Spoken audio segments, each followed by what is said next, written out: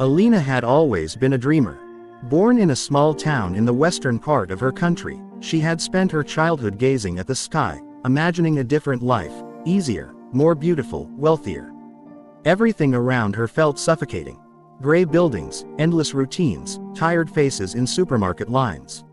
She graduated from school with honors, enrolled in a local college, and became an accountant, but her salary barely covered her room and food. When her mother fell ill, Alina realized staying home was not an option. She had to leave. The search began. Agencies, forums, Facebook ads. A factory job in the Czech Republic caught her eye. 12-hour shifts, 6 days a week, but they promised accommodation, a stable income, and the chance to save money. Alina sold her phone, borrowed money from a neighbor for the ticket, and within a week, she was standing on a cold train platform in Prague with a suitcase full of hope. Reality turned out to be different. She was placed in a room for 3 floors of a dormitory, 1 shower for 20 people, a kitchen with 2 electric kettles and a microwave. Her job involved packing tiny parts into plastic boxes.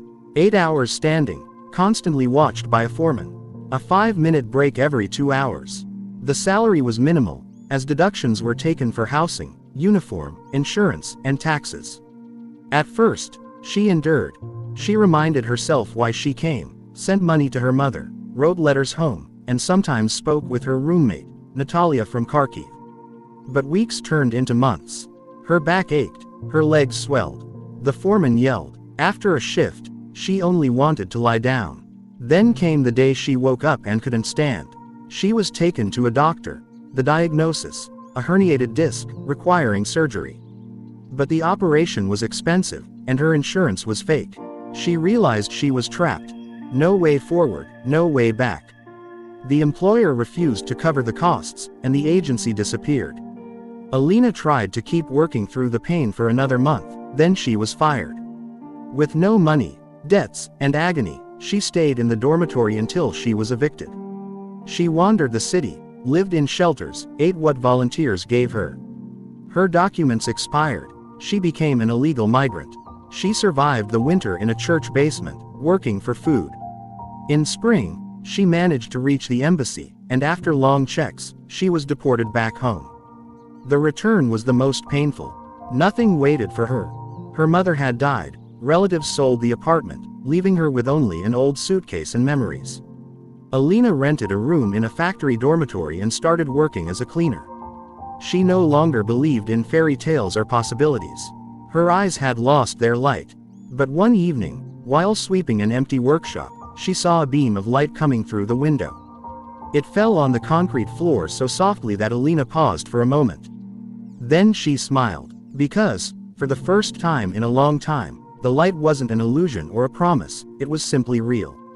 Her own. This is not a story of triumph. It's a story of survival. And a reminder that sometimes running away isn't the answer. Sometimes, returning is also a step forward. But this story didn't end there. Despite exhaustion and disappointment, Alina began searching for new ways to live. She joined a free course for women who had returned from abroad. They taught digital literacy, basic marketing, and English. At first, it was hard. She felt like the oldest, the most drained. But the other women supported her. With time, she started writing short notes about her experience. One of the instructors suggested she publish them in a blog, and the blog became her voice. Thousands of women saw themselves in her words, comments, letters, words of gratitude. For the first time in a long while, Alina felt that her pain was an experience that could help others.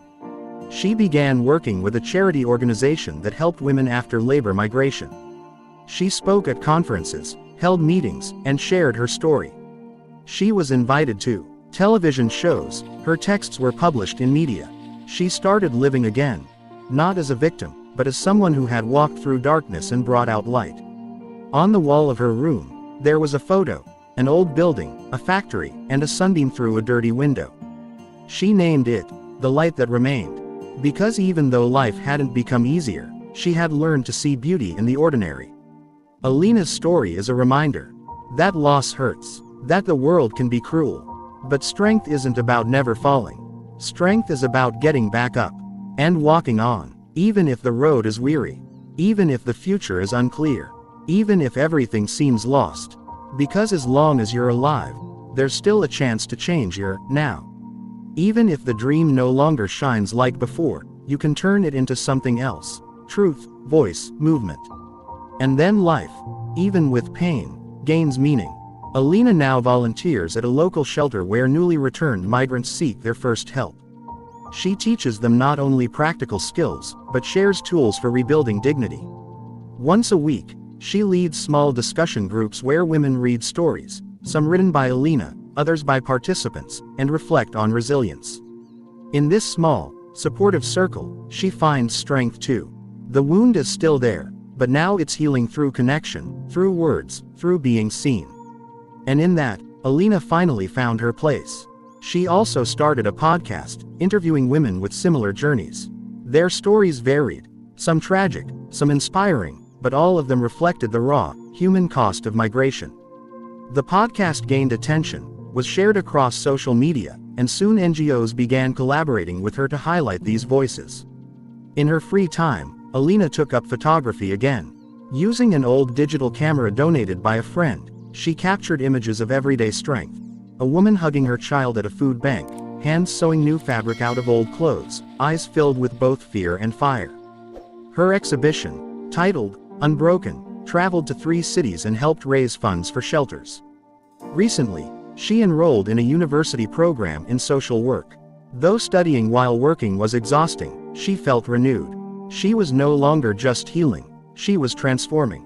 From someone silenced by hardship to someone amplifying others. Every evening, she writes a single line in her journal. Sometimes it's a word of hope, other times a memory, or simply a reminder to keep going. And in those quiet, handwritten moments, Alina continues to rebuild herself. One word, one act, one day at a time.